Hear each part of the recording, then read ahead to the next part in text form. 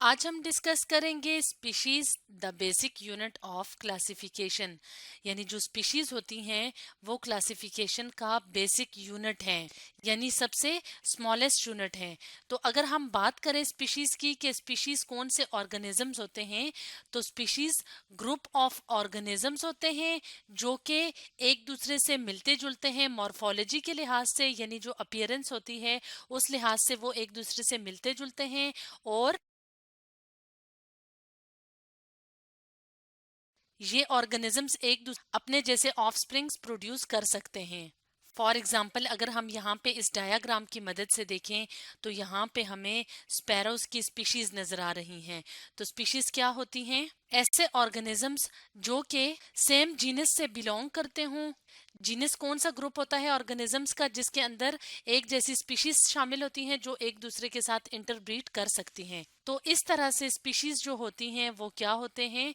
ऐसे ऑर्गेनिजम्स होते हैं जो एक दूसरे के साथ इंटरब्रीड करके अपने जैसे ऑर्गेनिजम्स को प्रोड्यूस कर सकते हैं।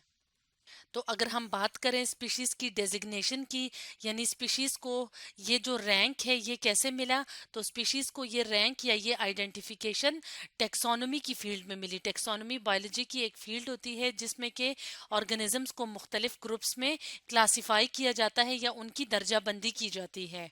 तो जब टेक्सोनोमिस्ट्स ने मुख्तलिफ ऑर्गेनिजम्स को मुख्तलिफ सिमिलैरिटीज और डिफरेंसेस की बेस पे ग्रुप्स में डिवाइड किया, तो अकॉर्डिंग टू द साइंटिस्ट या अकॉर्डिंग टू द टेक्सोनोमिस्ट जो स्पीशी होती है वो क्लासिफिकेशन की फंडामेंटल यूनिट है। यानी सबसे जो बेसिक यूनिट होती है वो क्लासिफिकेशन के अंदर दर्जाबंदी के अंदर स्पीशीज की होती है और उसके बाद बाकी के ग्रुप्स बनते हैं। फॉर एग्जाम्पल यहाँ पे अगर हम टेक्सोनॉमिक क्लासिफिकेशन की बात करें तो यहाँ पे हमें क्या नज़र आ रहे हैं? यहाँ पे हमें मुख्तलिफ रैंक्स नज़र आ रहे हैं या मुख्तलिफ ग्रुप्स नज़र आ रहे हैं। तो अगर हम इसकी बेस पे देखें तो हमें स्पीशीज़ नज़र आ रही हैं। तो स्पीशीज़ क्या हैं? ग्रुप ऑफ ऑर्गेनिजम्स हैं जो कि क्लासिफिकेशन की बेस हैं। तो एक जैसी जो स्पीशीज़ होती हैं जो एक दूसरे के साथ इंटरब्रीड करके अपने जैसे ऑर्गेनिजम्स प्रोड्यूस कर सकते हैं, तो उस ग्रुप को क्या कहते हैं? जीनस कहते हैं। और जब ज्यादा सारे जीनस जो होते हैं उनमें कुछ सिमिलैरिटीज की बेस पे उनको एक ग्रुप में रखा जाता है तो वो फैमिली बन जाती है। और ज्यादा सारी फैमिलीज क्या बनाती हैं? जो एक जैसी होती हैं वो ऑर्डर बनाती हैं और ऑर्डर्स मिलके क्लास बनाते हैं। और जब मुख्तलिफ क्लासेस जिनके अंदर कुछ सिमिलैरिटीज होती हैं तो उनको जब एक ग्रुप में रखा जाता है तो वो इससे क्लास से बड़ा ग्रुप बनाता है जिसको फाइलम कहा जाता है। और जब एक जैसे फाइलम यानी एक जैसे कैरेक्टरिस्टिक्स वाले जो फाइलम्स होते हैं उनको एक बड़े ग्रुप में रखें तो वो किस ग्रुप में शामिल होता है? किंगडम। फॉर एग्जांपल अगर हम बात करें किंगडम प्लांटी की, तो प्लांटी में मुख्तलिफ प्लांट्स के फाइलम्स होंगे, क्लासेस होंगे, ऑर्डर्स, फैमिली, जीनस, स्पीशीज। तो ये सारे किस में शामिल होंगे? एक बड़े ग्रुप में जिसको क्या कहेंगे? किंगडम। इसी तरह किंगडम एनिमेलिया भी होता है जिसमें मुख्तलिफ किस्म के एनिमल्स शामिल होते हैं। तो अब अगर हम बात करें, अगर हम यहाँ से स्टार्ट करें तो यहाँ पे क्या है? ये जो किंगडम बनती है, तो अगर हम स्टार्टिंग पॉइंट की बात करें कि जैसे टेक्सोनोमिस्ट ने क्लासिफिकेशन स्टार्ट की तो सबसे बेस पे या सबसे फर्स्ट क्या आती हैं? स्पीशीज। तो इसका मतलब है कि स्पीशीज क्या होती हैं? क्लासिफिकेशन का बेसिक यूनिट होती हैं। तो ये क्लासिफिकेशन ज्यादातर किस बेस पे होती है? या पहले जब क्लासिफिकेशन का प्रोसेस स्टार्ट हुआ, बहुत अर्लीस्ट जो टेक्सोनोमिस्ट थे तो उन्होंने क्लासिफिकेशन का प्रोसेस कैसे स्टार्ट किया? मॉर्फोलॉजी की बेस पे, यानी जो एक्सटर्नल सिमिलैरिटीज होती हैं उसकी बेस पे क्लासिफिकेशन का प्रोसेस स्टार्ट किया और ऑर्गेनिजम्स को मुख्तलिफ रैंक्स में रखा।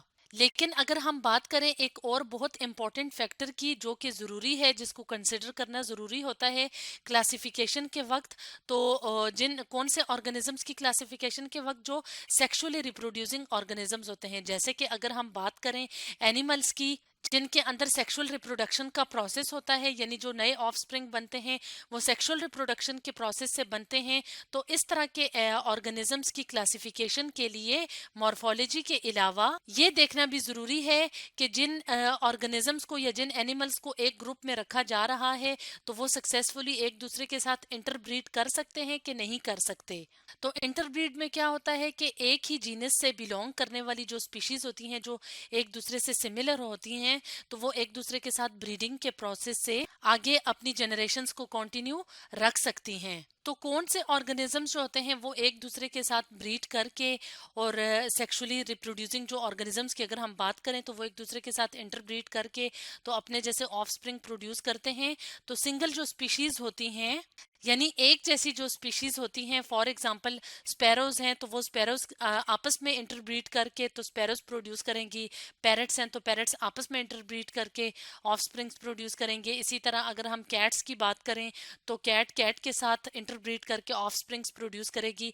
तो इस तरह से क्लासिफिकेशन के वक्त ये भी ख्याल रखा गया कि वो जो स्पीशीज हैं वो एक दूसरे के साथ इंटरब्रीड कर सकती हैं कि नहीं कर सकती। तो इस तरह से भी ये कहा जा सकता है कि जो स्पीशीज हैं वो क्लासिफिकेशन की बेसिक यूनिट होती हैं। और अगर हम बात करें इंटरब्रीडिंग के प्रोसेस की कि स्पीशीज के दरमियान जो इंटरब्रीडिंग का प्रोसेस होता है तो वो एवोल्यूशन के प्रोसेस के लिए या एवोल्यूशन की स्टडीज के लिए भी उसने बहुत इंपॉर्टेंट अपना रोल प्ले किया। एवोल्यूशन क्या, इर्तिकाई अमल, यानी सिंपल से कॉम्प्लेक्स ऑर्गेनिजम्स कैसे बने, कैसे इवॉल्व हुए, तो उसके लिए भी इंटरब्रीडिंग का जो प्रोसेस है उसकी स्टडी से भी हमें एवोल्यूशन के प्रोसेस के को समझने से एवोल्यूशन के प्रोसेस को समझने में मदद मिलती है। इसी तरह से अगर हम बात करें इंडिविजुअल्स की, यानी जो इंडिविजुअल्स होते हैं सेम स्पीशी के, तो उनका जो जीन पूल होता है वो कॉमन होता है, यानी जो उनका हेरिडिटी मटेरियल होता है या जो जीन्स होती हैं वो क्या होती हैं, वो कॉमन होती हैं। फॉर एग्जाम्पल यहाँ पे हम क्या देख रहे हैं, एक पॉपुलेशन देख रहे हैं, फ्रॉक्स की पॉपुलेशन देख रहे हैं। तो इनका जो जीन पूल होगा ये क्या है, ये एक ही जैसी स्पीशीज हैं, ठीक है। तो इनका जो जीन पूल होगा वो क्या होगा, इनका तमाम का तमाम जो जेनेटिक मेकअप है, तमाम जीन्स और तमाम एलील्स इन तमाम स्पीशीज की, क्योंकि ये एक जैसी स्पीशीज के इंडिविजुअल्स हैं, तो ये क्या है, ये इसका जीन पूल कहलाएगा। तो इस तरह से इस बात से ये बात पता चलती है कि जिन ऑर्गेनिजम्स का जीन पूल या जेनेटिक मेकअप एक जैसा होता है तो वो एक दूसरे के साथ इंटरब्रीड करके अपनी जैसी स्पीशीज को प्रोड्यूस कर सकते हैं। तो इस तरह से स्पीशीज की जो नॉलेज है वो फर्दर क्लासिफिकेशन में भी मदद देती है।